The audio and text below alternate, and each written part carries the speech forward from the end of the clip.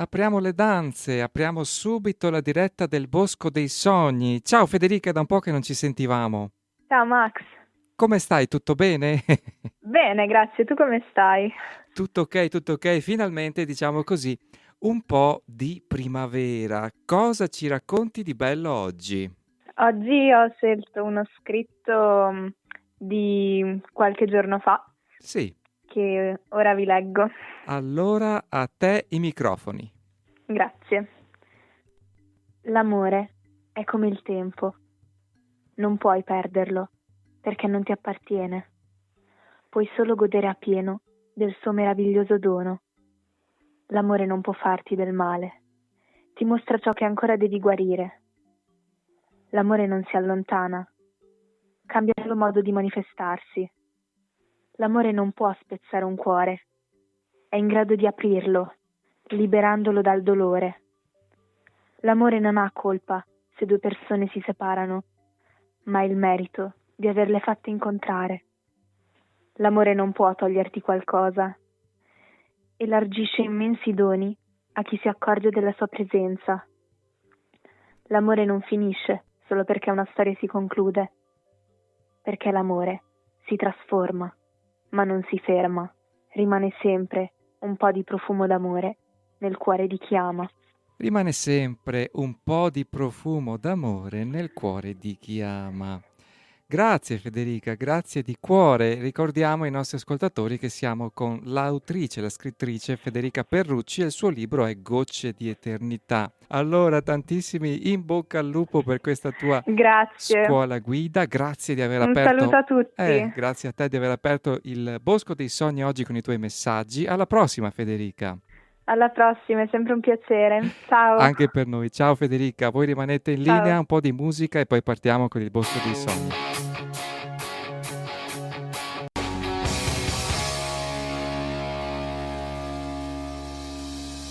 L'opera d'arte va guardata ma soprattutto osservata per scoprirne la chiave di lettura, per sentire e capire ogni accento soffermandoti nel silenzio di un'alba che è già iniziata. Ogni dettaglio è studiato, ogni singolo pezzo è interpretazione di un messaggio, un dialogo tra uomo e natura, lo strumento che sconfina in un urlo disperato di libertà.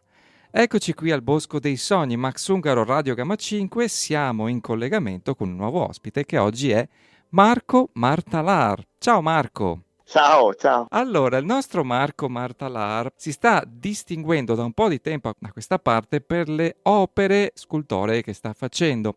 Sculture in legno, giusto Marco? Sì, solamente legno, puro legno, di scarto Solamente, tra l'altro. esatto, solamente legno, puro legno di scarto. Un riferimento, ad esempio, è il bellissimo drago Vaia, visibile, presente a Lavarone, alto 6 metri, che è stato trasformato appunto legno di scarto, diciamola così, derivato da una mega tempesta che ha decimato 42 milioni di alberi e per farne un'opera diversa, cioè per ridare vita al legno, ad esempio, Marco ne ha tratto un bellissimo drago, il drago Vaia. È un'opera stupenda, Marco. Come ti è nata questa idea di recuperare da un legno ormai così abbandonato per terra e trasformarlo in un'opera di nuovo viva, di nuovo anima? Niente, più di 3 anni fa sappiamo cosa è successo con la tempesta Vaia e di fatto io da scultore del legno non potevo altro che essere una cosa che ho sentito proprio nel profondo, quindi dovevo tutto quel materiale che era lì a terra che andrebbe a marcire, volevo cercare di dare un nuovo senso, una nuova vita. E quindi ho pensato invece di togliere, come ho sempre fatto dal tronco, di mettere e costruire come un mosaico, un'enorme scultura usando questo legname qui. Nessun intervento al materiale utilizzato, preso direttamente da terra, nel senso preso e basta, vagliato solo come misura e collocato dove sentivi giusto che fosse. Quindi già dialogando con i pezzi di legno che vedevi a terra e che hai raccolto, sentivi che ne sarebbe stato tratto un drago. Sì, sì, sì, è proprio così, anche passeggiando, cioè camminando nei boschi e raccogliendo i vari pezzi, tipo se vedo un'enorme radice, quella poteva essere una zampa per dire, oppure una cosa distorta, potrebbe essere un corno, e mano a mano, quando ce le ho lì tutte intorno, sparpagliate, pian piano riesco a comporre quest'opera che ho bene in mente. Questa capacità dell'ascolto, di sentire che cosa comunicano appunto le varie parti del legno, in questo caso appunto anche da riciclo, è un qualcosa che ti riconosci da sempre, da che hai memoria di aver avuto, cioè la capacità di sentire cosa altro una materia o materiale sarebbe potuto divenire. A dire il vero, non so bene risponderti a questa domanda qua, perché è una cosa un po' istintiva anche, non è che io l'immagine me la fisso in testa e poi non so come alla fine spiegarmi, ma viene quello che più o meno la mia testa è questa Sì, come posso dirti, è un po' anche un mistero per me, ecco, questo devo Ok, dirti. talento, talento vero e proprio. Non si sa, sai, da dove nascono le idee. A volte siamo proprio come delle antenne vere e proprie che catturano i messaggi o appunto la creatività stessa dell'universo e facendoci un po' da ponte e da canali, riusciamo, mettendo poi il nostro sentire, le nostre sfumature della personalità, a trarne un qualcosa di magico e di meraviglioso. Io naturalmente sono partito citando Il Drago, che tra l'altro è la prima opera tua che ho potuto vedere, ma le tue Sì. opere sono tante, c'è sempre più richiesta e nonché si sta parlando sempre di più di te, di quello che fai e delle tue capacità, perché ci si rende conto poi, vedendole anche dal vivo, la bellezza è vedere la risposta da parte delle persone, quello che si dipinge nei loro volti, il silenzio. Rimangono completamente rapite, rimangono in silenzio. Si sente proprio di trovarsi di fronte a qualcosa, prima di tutto di vivo, ma che suscita un qualcosa anche di sacro, un'emozione vera e propria, di trovarsi di fronte a un qualcosa proprio di presente e reale e che ti trasmette. Hai avuto anche tu questo riscontro dalle persone?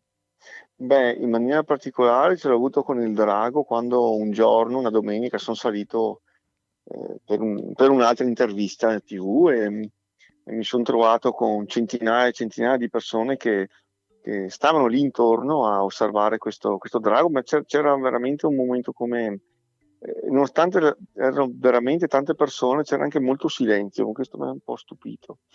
E vedere anche questo bisogno di tornare, di andare in un posto anche naturalmente bello, col panorama in montagna e tutto quanto. Forse questo connubio qua è stato emozionante dal mio punto di vista, che non mi sarei mai aspettato un afflusso così enorme, anche perché non è un posto comodo da arrivarci. Fino ad arrivarci a piedi, farsi una camminatina di 20 minuti, mezz'ora.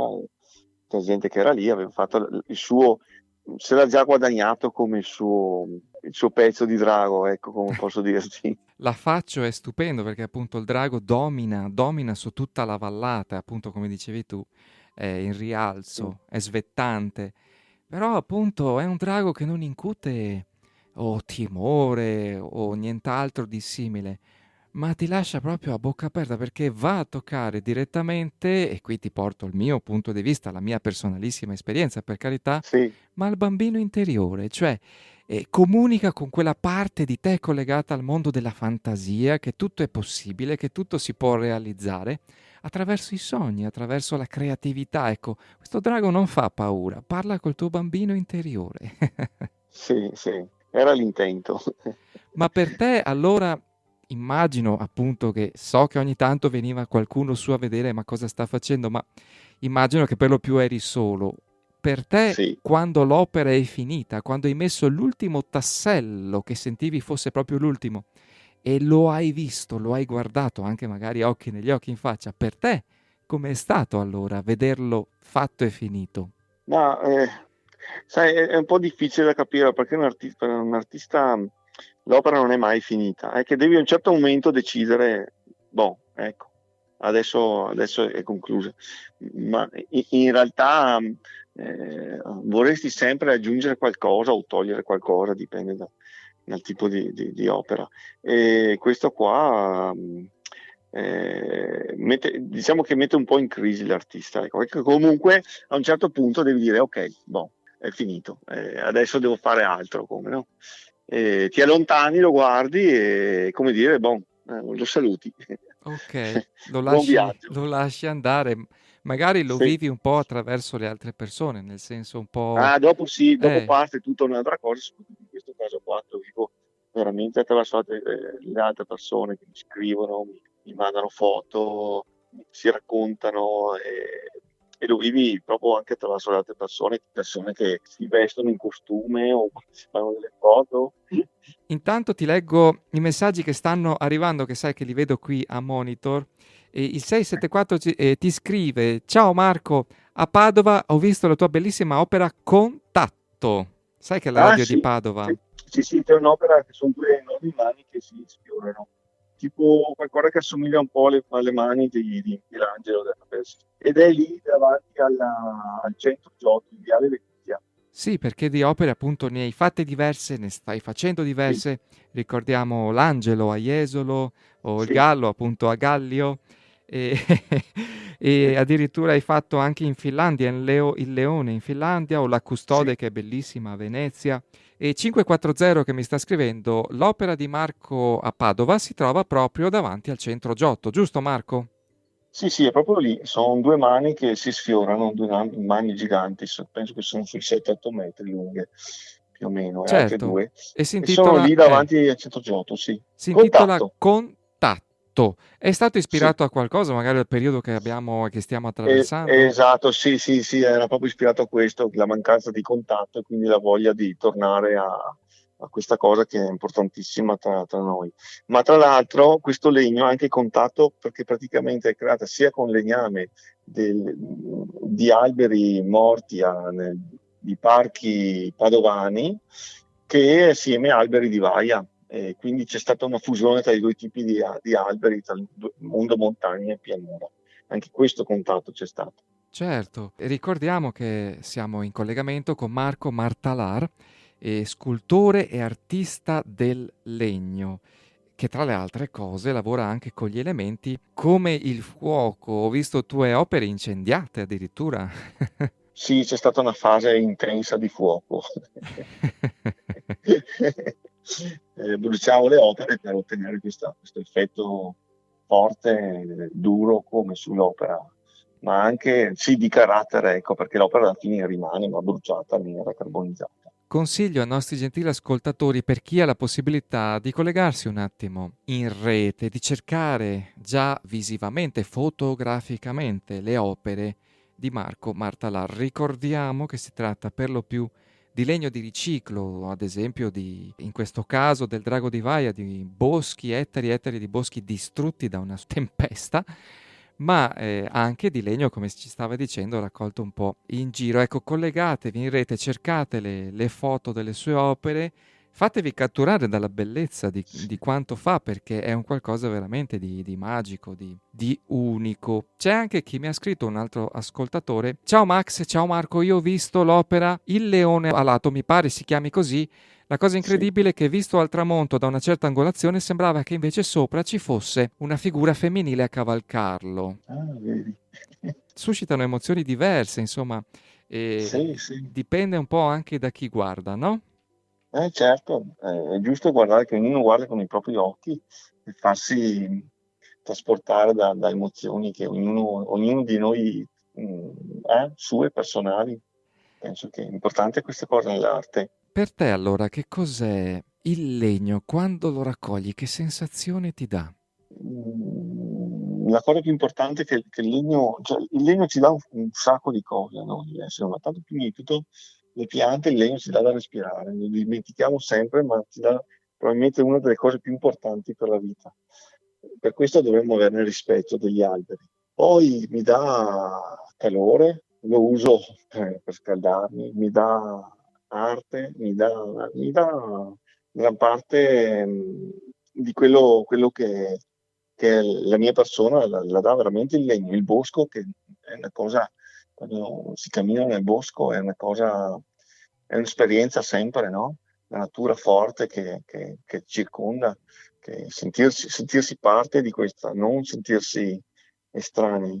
È importante questo aspetto qua, tornare alle radici, tornare alla vita più vicino alla natura. E il bosco e gli alberi ti danno questo. Tra le altre cose, siamo appunto sull'altipiano di Asiago, tu vivi appunto e operi a Roana, dalle parti di Roana, luogo Sì, che conosciamo bene essere stato anche abitazione di Mario Rigoni Stern, lo scrittore fantastico, incredibile. Insomma, sono sì. luoghi che già ispirano, però è bello vedere che tu ti muovi non solo in un ambito montano, in un ambiente montano, perché ho citato appunto opere tue presenti a Venezia o presenti a Jesolo, quindi la comunicazione con la natura passa sì attraverso il bosco e le tue mani, ma anche con altri ambienti, altri panorami, come ad esempio o il mare o i luoghi storici come Venezia. Per te cambia Sì. qualcosa o è come hai detto prima, ma quando l'opera è finita per me lei va e sa dove deve andare? Sì, è come un figlio che quando poi cresce e va, deve essere libero di fare la sua strada. È la stessa cosa, io non sono legato, cioè l'opera per me mentre la faccio, non quando la finisco. Quando la finisco mi piace pensare che è di tutti e del mondo, dell'umanità, quindi va col suo messaggio per quanto sia come il messaggio avevo capito, cercavo di darlo io, ma anche come viene poi da ogni singola persona interpretata. Quindi ecco, questo è lo scopo. E quindi anche in altri posti, non solo in montagna dove vivo, anzi, ancora meglio se va oltre. Eh certo, perché porta con sé l'energia dei boschi, l'energia della montagna e quindi è una comunicazione unica. Sai che c'è anche chi mi scrive qui a video, ricevo appunto e vedo gli SMS dei nostri gentili ascoltatori, sapendo che sei così sensibile, così acuto anche e così in ascolto, diciamo, con altri mondi dove l'anima poi prende le idee, c'è appunto chi mi chiede se hai mai visto o incontrato o ascoltato il movimento dei personaggi del bosco. Chi lo sa, forse sì, forse no. Io quando sono nel bosco da solo ti senti come parte di una cosa più grande, no? E ti sembra di essere accerchiato da esseri che sono lì a osservarti. Qualche volta si ha questa sensazione. E chi lo sa se è vero o no. Di fatto la sensazione è forte, quindi sì, sicuramente gli animali ci sono e ti osservano, ma anche gli alberi osservano, perché anche gli alberi hanno i sensi, hanno tantissime cose che noi neanche immaginiamo. Gli alberi sentono il freddo, il caldo, il tatto, gli odori, cose che magari non pensiamo neanche che esistano, ma però è così. Non è fantasia, questa è realtà. Sì, è proprio così, Sì. è percepibile e recepibile ed è bello appunto poterlo condividere. Altro messaggio, 065, di recente ho visto il drago, emozionante. La sensazione è quella che da un momento all'altro spicchi il volo. Ho acceso da poco, penso sia l'autore dell'opera. Fantastica, Andrea. Sì, Andrea, siamo appunto con Marco Martalar, l'autore dell'opera e delle altre di cui stiamo parlando come contatto che è qui proprio a Padova. Emozionante, vedi la sensazione che spicchi del volo da un momento all'altro, è arrivato al nostro ascoltatore, ad Sì, Andrea. sì, Ti è, sì, sì, ti è sì. stato già riportato questo? Sì, sì, mi è già stato riportato, è una cosa che mi scrivono spesso, che dà l'idea proprio che sia lì pronto a partire di nuovo. Che, perché l'idea è stata quella che fosse quest'opera, che fosse come un messaggero, no?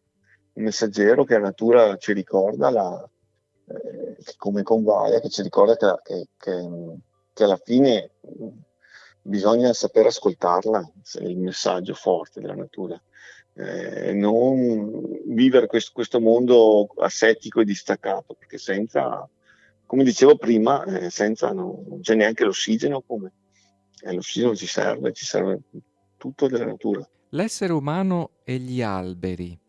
Che rapporto c'è per te? Ti sentiresti di dire che sta diventando un po' più positivo, c'è più considerazione rispetto a un passato recente tra l'essere umano e gli alberi. Non lo so perché in questi giorni ci sono molti incendi e gli incendi non sono mai, sono tutti dolosi purtroppo e questo qua fa un po' male perché alla fine c'è sempre qualche persona che per interessi personali o non so cosa fa del male alla natura e male anche noi perché poi ci dà ci fa la natura ti presenta sempre il conto prima o poi del danno che fa alla natura. E sicuramente molta gente è molto più sensibile, ma c'è sempre una fetta che invece guarda altri interessi, ecco, purtroppo. Questo è un po' il mondo, lo spaccato anche del mondo come adesso, lo si vede abbastanza, è abbastanza netto adesso questo spaccato tra Sì, chi antepone l'interesse capitalistico o personale, per non entrare troppo in discorsi strani, comunque egoistico, e chi sì. invece vede e cerca un mondo fatto di armonia e condivisione già tra di noi, esseri umani, e naturalmente con la natura. Negli ultimi periodi della civiltà c'è stato questo distacco dalla natura, no? Però nello stesso tempo ci si rende conto che ne abbiamo bisogno, ma però ovviamente lo stiamo vedendo ogni giorno che c'è una fetta che non considera questa parte qua così importante. Spero che cambi, però sai com'è. Alla fine a pagarne siamo sempre noi esseri umani, la natura fa comunque il suo corso. Il collettivo. L'importante però è raccogliere se stessi, raccogliere noi stessi, raccogliere la nostra capacità appunto di vedere e sentire le cose, la nostra sensibilità e lasciare con la nostra modalità una testimonianza come stai facendo tu, nel senso che comunque le tue opere parlano, le tue opere comunicano e portano in sé un messaggio importantissimo che è il rispetto della natura, perché le tue opere incutono rispetto. Quindi già a modo Sì, tuo comunque stai trasformando e portando in luce un messaggio di ritorno all'amore per la natura, l'amore tra di noi esseri umani, cioè l'importante è trovare il proprio modo, il proprio canale per farlo. E tra le altre cose tu sei sì. anche autodidatta. Ah, beh, sì, sì, sì, sempre stato. Sono un autodidatta convinto. No, io ho problemi di inquinamento, non voglio che altre persone, cioè io rubo, guardo, vedo, chiedo, ma non vorrei avere mai una persona che cerca di influenzare il mio percorso, tanto non credo che, non ho mai sentito questa necessità, ecco. Penso che il maestro, come dico sempre, per me è il mondo della natura, del bosco. Quello per me è sempre stato il maestro che può insegnare. Basta lasciarsi Sì, innamorare, aprirsi all'amore che la natura trasmette. Marco, siamo in pubblicità, 5 secondi di pubblicità e torniamo a tra pochissimo. Il bosco dei sogni, Max Ungaro, Radio Gamma 5, torniamo in diretta, siamo con lo scultore e artista del legno Marco Martalar, che con molto piacere vedo che conoscete in tantissimi, perché mi state scrivendo veramente in tantissimi. E c'è l'ultimo messaggio arrivato, il 612, sono esterefatto dalla bellezza delle tue opere, la natura morta che rivive o forse è sempre stata viva. Riccardo. è sempre viva. Bisogna forse rivedere un attimo cosa vuol dire vivo. Forse noi vediamo vivo quello che si muove, quello che magari reagisce al nostro movimento, magari non è sempre così la vita. La vita, se prendi una foglia, sembra ferma come un oggetto, ma invece in realtà è viva.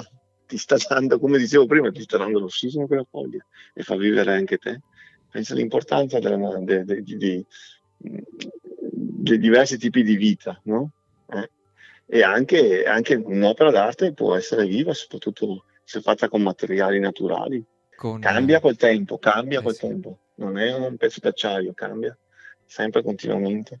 E con il rispetto di quello che si va a fare, cioè un recupero fatto con un gesto d'amore per riportare poi l'amore stesso e ritornare l'amore attraverso un'altra forma e opera.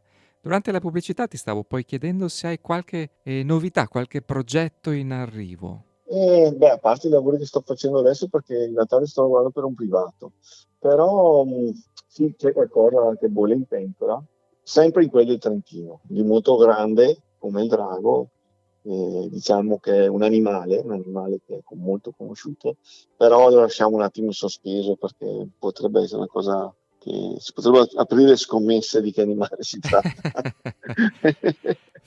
Sì. La butto lì, un animale onirico o presente in natura? No, stavolta faccio un animale presente in natura. Ok. Presente in natura. No, beh, è giusto anche poi scoprire la bellezza dell'opera una volta pronta, e quindi non indaghiamo troppo, non indaghiamo troppo. Eh Pensa che, sì, visti i tempi, anche se ormai non piove da chissà quanto, ma visti i tempi un po' strani, molto strani in cui stiamo vivendo da un po' di tempo a questa parte, per ripetermi, c'è anche chi mi chiede se non ti è mai venuta l'idea o la richiesta di costruire un'arca con gli animali dentro, tutti di legno. Pensa a te. ah, no, questa no, non me l'hai. No, ci sarebbe un bel po' di lavoro. Non so se mi basta la vita per costruire tutti quegli animali.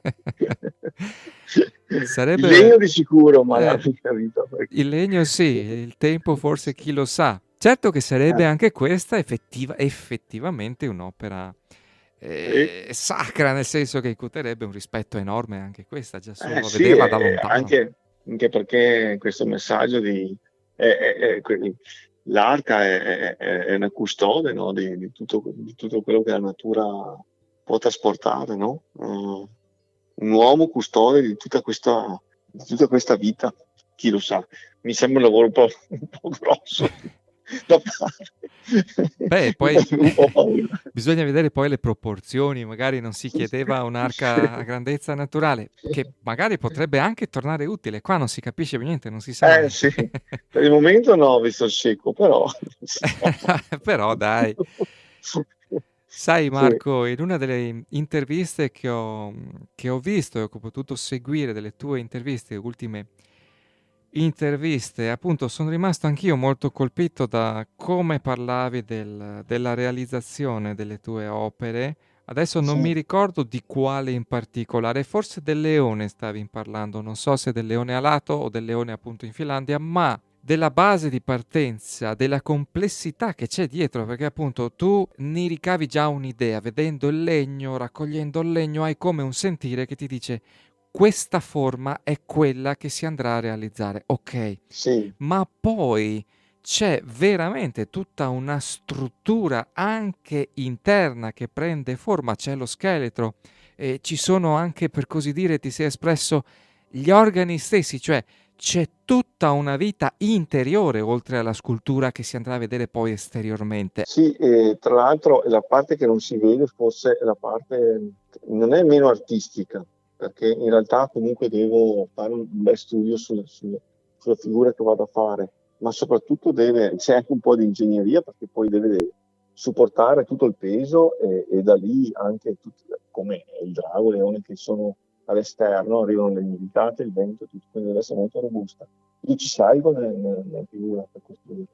E c'è un bello studio di base fino al primo bozzetto che faccio ed è molto molto importante quella fase lì. Che tra l'altro che tante volte mi chiedono ma dove poi purtroppo su YouTube non c'è nessun tutorial. E quindi praticamente me ne sono dovuto inventare di sana pianta come fare questo lavoro qua. Però dai, alla fine ho capito come fare. È più facile adesso, una volta fatto la strada. Avendo appunto l'idea della struttura esteriore, ti studi poi come dovrà essere anche la parte portante, cioè lo scheletro interno, interiore, per reggere il peso, per avere la giusta, come dire, forma e dinamica, anche perché sono opere esposte poi agli elementi, agli eventi e agli Eh sì, elementi naturali. Io in una eh sì, bellissima foto ho visto il drago ricoperto di neve ed è sì. stupendo uguale, bellissimo. Sì, cambia, cambia. La cosa interessante delle opere in natura è che cambiano con le stagioni, arriva l'inverno, arriva il freddo, il vento, la neve, l'intemperie, oppure le belle giornate, i tramonti. Cioè, la figura resta ferma, ma tutto il resto si muove. Molto, molto bella questo aspetto qua, molto interessante. da vedere questa cosa, perché mentre se fai un'opera che saresti in un museo, quella è sempre così, è statica, l'immagine è sempre via uguale. Invece lì no, lì cambia. Tra l'altro l'opera stessa si trasforma perché il legno si ingrigisce e il tempo comunque si fa sentire anche sull'opera e quindi c'è sempre una metamorfosi che sono comunque opere che non dureranno per sempre, non sono eterne. Volutamente, quello è il materiale che uso, quindi ovviamente il destino è quello. È la vita come per tutti, per gli È la animali vita, stessi, sì, per il bosco stesso, si cambia ed è la vita, fa sì, parte del vivere ed è anche un omaggio che si sì, fa alla bellezza di questo, della vita, il messaggio della sì. vita. Per quanto riguarda gli animali, anche se onirici, diciamo, hai già un'ispirazione definita, data dall'animale stesso, dalla forma dell'animale, ma per quanto riguarda le opere con figure femminili o angeliche, ti sei ispirato a qualcosa o a qualcuno? Allora, io dall'inizio della mia arte, della mia scultura, ho sempre scolpito figure umane, femminili e umane. E ormai c'è la mia impronta, il mio stile, non è che vado in cerca di vedere qualcuno, qualcosa. Faccio un disegno su cui dopo nascerà tutta l'opera. O anche qualche volta, per dire, l'angelo non ho fatto nessun disegno, sono andato avanti proprio a istinto, insomma, come veniva, anche l'espressione, tutte queste cose qua, vado avanti un po', man mano lo costruisco e quindi viene così. Non è che mi ispiro a qualcuno, qualcosa, qualche foto, qualche modello. No, è totalmente mia. La stessa modalità di cui ci parlavi prima, ti lasci proprio ispirare da quello che ti suscita il Sì, perché legname. anche bisogna dare quello che senti al momento, non quello che avevi. Se un'opera, sì, fai un disegno, fai uno schizzo, quindi la progetti su quel disegno, quello scritto, ma dopo tutto quello che viene nel mentre è quello che sento in quel momento preciso che la sto facendo, anche perché sarebbe inutile pensare di essere quello che ero 2 mesi prima. È proprio quel momento là, è importante fissare quel momento, quel sentimento. Infatti a volte non lavoro perché non sento, non mi sento nel momento giusto, ecco, Nella cordatura giusta e nella cordatura giusta, sì. sei in comunicazione, ti lasci fluire, è un qualcosa di cui parliamo spesso qui al Bosco dei Sogni, della bellezza di vivere il momento, quello che suscita il momento o l'arte che ci arriva in quel dato momento. Per quanto riguarda lo scultore, parlo dell'aspetto scultore e non personaggio televisivo, Mauro Corona, l'hai conosciuto, so che lui era amico di Mario Rigoni Stern ed è venuto alcune volte a trovarlo. Sì, sì, l'ho conosciuto in qualche evento dove anche io ho scolpito, però poi alla fine non è che ho avuto tanti contatti, quindi personalmente no. Poi il personaggio sappiamo tutti, lo conosciamo. È un bel personaggio, ecco, come posso dire. È Oh. un po' anche lunatico. Una volta sono stato a parlare, un'altra volta proprio no. Non si poteva proprio. No, vabbè, è così. Contatti. Qui i messaggi mi chiedono se oltre a dove poter vedere le tue opere, se ci si può anche se si può venire a trovarti o dove Ah, sì, trovare certo. i tuoi contatti. Basta venire a trovare il mio paesino di Medeseva di Romana dove abito. Solitamente sono lì, se non sono in bosco. Sì, ho anche dove c'è il mio laboratorio, il mio atelier, dove si possono vedere le opere anche più con dimensioni più ridotte e anche quelle che sto realizzando in questo momento, perché alcune opere le realizzo da me proprio, se riesco poi a trasportarle. Altre come il drago no, perché sono troppo grandi, quindi devo realizzare sul posto. In loco, ok. Sì, sì. E lavori sia privatamente, insomma, che tra virgolette nel pubblico. Sì, a me piace molto lavorare per le sculture pubbliche perché sono accessibili a tutte. Mentre il privato, comunque privata, no? Nel giardino, nella casa. Mentre le sculture pubbliche, le opere pubbliche sono pubbliche, le possono vedere tutti, le possono toccare tutti perché le opere vanno anche toccate. Quindi il legno va toccato. È distinto toccare un'opera come il legno, no? Sì. Ti viene naturale, non puoi dire. A parte che le ultime si rischia un attimo di prendersi delle schegge, però insomma vabbè, non è grave, ne prendo tante. Sai che verrebbe Sì, anche da chiederti, abbiamo parlato, lo abbiamo visto anche attraverso chi ci ha scritto, i nostri ascoltatori, ma abbiamo parlato dell'effetto, ad esempio, che il drago suscita nel cuore umano, nelle emozioni umane, il contatto con il bambino interiore, la meraviglia, lo stupore, il restare a bocca aperti e in silenzio, ok, ma dato l'afflusso di persone sempre crescente e sempre vivo che c'è, ti è capitato anche per caso di vedere le reazioni dei nostri animali domestici, nel senso magari di qualche cane accompagnato? sì, ho visto col cane, sì. Che ho visto qualche foto, qualcuno che si metteva lì col cane. Non so se gli animali. Ho visto degli uccelli che alle corna del cervo, perché c'erano. Quando sono partite le rondini, avevano riempito tutte le corna del cervo, che è un cervo di 3 metri, era riempito di rondini, proprio è stata un'immagine molto bella questa qua. Invece di andare sui i famosi fili della luce, erano tutte appollaiate lì, pronte a partire. Ma va a capire la natura come fa. È stata bella quella cosa lì, sì. Direi proprio di sì. Senti Sì. Marco, siamo in chiusura di questa prima parte della puntata. Ti va se ci salutiamo come questo nostro primo incontro con un tuo messaggio che vuoi trasmetterci dalla bellezza, dai boschi e dalla natura che vuoi portare qui in questa radio e condividere con noi, anche sul momento attuale che stiamo vivendo? Come lo senti tu? Allora prendete, andate in un bosco, da soli, sedetevi lì, state lì mezz'ora in silenzio e vi arriva tutto. Questo è il mio messaggio.